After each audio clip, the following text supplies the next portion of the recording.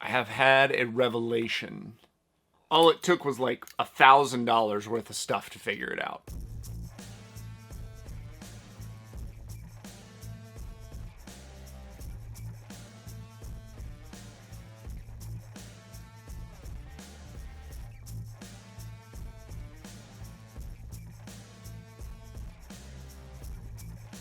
If you've watched my videos, I'm always hesitant to talk about like shooting techniques. I end up talking about gear a lot because I'm a lot more comfortable talking and analyzing through something that I feel like that I'm relatively competent at breaking down. The reason that I'm not like, here's how you should shoot, is because I feel like I'm still figuring it out. The revelation kind of came this last week when this showed up. It's the Stand Perfect's resistance release. Generally, when you start out, you're going to start out with a wrist release.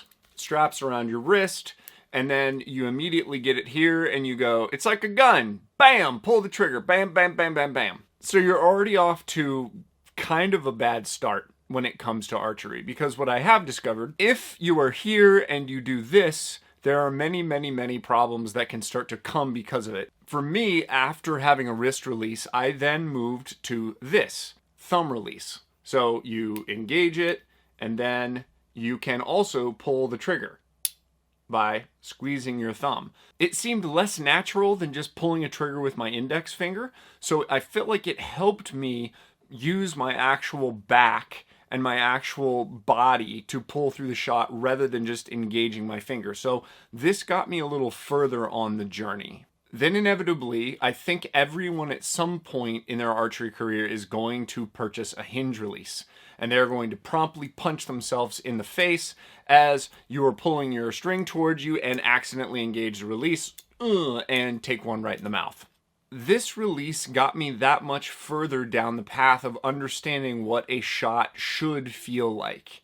I never got 100% comfortable with this release though. And it's not the actual release, it's the hinge style of release. I never got 100% comfortable with it because I still didn't understand what the shot should feel like. And should is, I'm just gonna say should.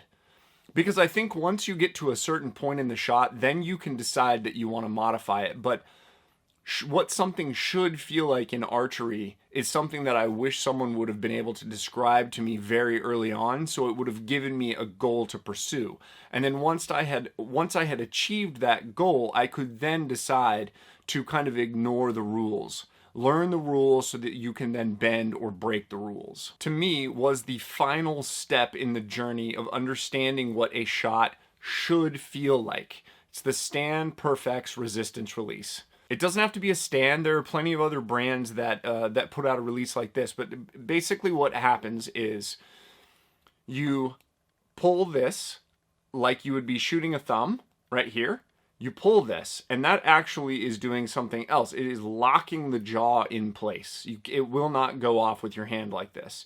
You loop it on your D-loop, you pull, you engage the shot when you're at full draw, you release the safety, and then you start to pull through the shot.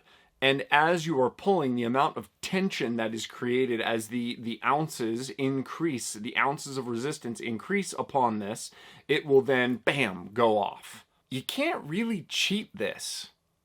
All of the other ones, you can kind of cheat with your hand. You can manipulate them. Even the hinge, you can loosen your index finger or tighten your third or fourth finger, and you can manipulate all these releases. Obviously, you can just easily trigger punch the wrist release. You can easily punch a thumb release as well, but with this, it kind of forces you into actually executing the shot properly, which is holding at anchor and then engaging your back, making your elbow go this way, therefore sending the arrow that way.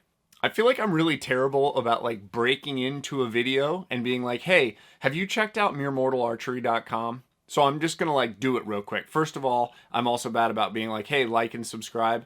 It helps the channel. All the money that's coming into the channel is being used to get gear for wounded vets and first responders, and then to potentially start kind of doing some events.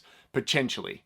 See, I could shoot this again, but I'm just going to leave it where I said potentially. Give Google all your personal information. It's fine. They probably know what you're doing right now and what you're wearing. You're a weirdo. I know I said in the title probably something like, and why I would never hunt with this release. This is the release that I wish I would have started with. Maybe second. Like, I wish that I would have started with a tension release just so I could have gotten the idea of how these other releases feel. Because now I feel like all of a sudden I pick up the Hinge release after just shooting this for a week. And I go, oh, okay, just keep your hand exactly as it is and execute that same shot. Just pull it through, get that elbow going backwards, and then bam. I don't feel the need to roll my hand at all. I don't feel the need to manipulate this hand. And I've literally broken through this little small wall that was in my brain where I feel like I've always not punched, but slowly been manipulating my hand at the exact same time as I was pulling through. Which is fine if that's what you want to do. But for me, I felt like I've always wanted the sensation that something like this creates. The reason I would never hunt with this release, however, is generally when I'm hunting, I'm wearing something that has a collar. And what I have noticed is if you let go of the safety and it happens to just barely drag on a piece of clothing and not disengage, you start pulling and pulling and pulling and pulling and pulling, and it does not want to go off because the safety is still engaged. And then you start second guessing what's going on, and then you take your thumb behind and you start to push it forward in order to make the thing go off. So if I'm here and I've got a collar on and it's catching, I don't want this to be in the way, and I'm concerned that the variables of this when I am in the field may create an issue. And I also like the idea of being able to control the shot by using a thumb release where if I feel like I really have to make the thing go off right away, boom, I can just punch that trigger. Another release that I would never hunt with, this one right here. That doesn't mean that it's not super effective to hunt with this. I feel like for me, I'm concerned about the discipline of the consistency of my draw, of making sure that I am holding this thing the right way so that as I start to execute the draw, it's not getting away from me. And as I'm putting my body in weird positions, I've just not shot this enough to be super comfortable and confident with it, so I would not bring this into the field with me.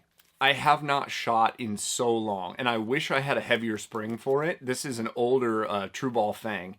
I like this release overall, and if I were shooting a wrist strap release again, I would buy something different.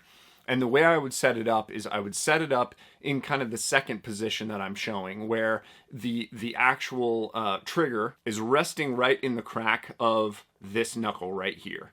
And what I would do is set it up in a way that I could actually get some tension on that release, where I could kind of relax into it. What's happening here? Get me. Where I could actually get some tension on that release so that I could pull into my back. If you set this too light, what's going to happen is it seems like I don't need to pull through the shot, so I just don't. What I do is I hold the shot and then I snap it off with my finger, and that's not the way to properly execute this thing. And especially as the session goes on and I get more tired and I seem to collapse in a little bit more, the shot just tends to fall apart because I'm not actually just pulling all the way through with a release like this. I would hunt with a release like this. They're very handy, them being attached to your wrist. This one's got a little bit of noise, which is kind of annoying. This one's got a lot of noise, which is kind of annoying, but apparently they've fixed it with the new one. No noise with this one. And the cool thing about this Perfex here is on the teeth, it actually has this little secondary clip that you can clip it onto your D-loop and leave it there. So when I was in the whitetail woods with my bow hanging in front of me, I would clip this onto the D-loop and it would just stay there. And I've got it set strong enough that if it's dinking around in the wind, it's not going to just go off. I've still got to pull back and then pull through the shot, leaving my hand in basically a fixed position and pulling against my entire hand to make it go off. So what I've noticed by shooting the resistance is I'm forced to bring my elbow back and up. My shot seems so much more consistent because I can get it back up in this position and then start to kind of relax through the shot, which is actually engaging my lower back muscles, kind of rotating that elbow toward the ground behind me, essentially, kind of toward the wall at like a 45-degree angle back behind me. So if this is my back, I'm kind of pulling away like this. It's like I said, I still don't know if this is right, but the shot consistency has broken through that little wall that I feel like I had kind of created. And now I can pick up the hinge, I can pick up the thumb and execute those shots really, really similarly. So I'm super excited. Go check out Carter makes awesome ones. John Dudley's got his Knock On series, which is a Carter Stan. I'm a big fan of the Stan releases. They're a little bit more manipulatable, like as far as the you can add 4-finger attachment, 3-finger, 2-finger, and I like the idea of pulling with more fingers when I'm drawing. And I know that there are some advantages to a 2-finger hold. What I'm nervous about is just the tendons in my hand, because I am an old man, wearing down over time as I'm drawing a 70, 75, 80 pound bow. So I like having at least 3 fingers on my release. So yeah, go buy a resistance release. Go spend like $300. No, find one used. Like, just see what you think. Go buy one used offline and see what you think. But for me, I've been super impressed. Read the directions on how to set them up, because that part can get a little squirrely, and always start on the heavy side and then work back. Because if you start too light, thanks for watching. I'm Brandon McDonald.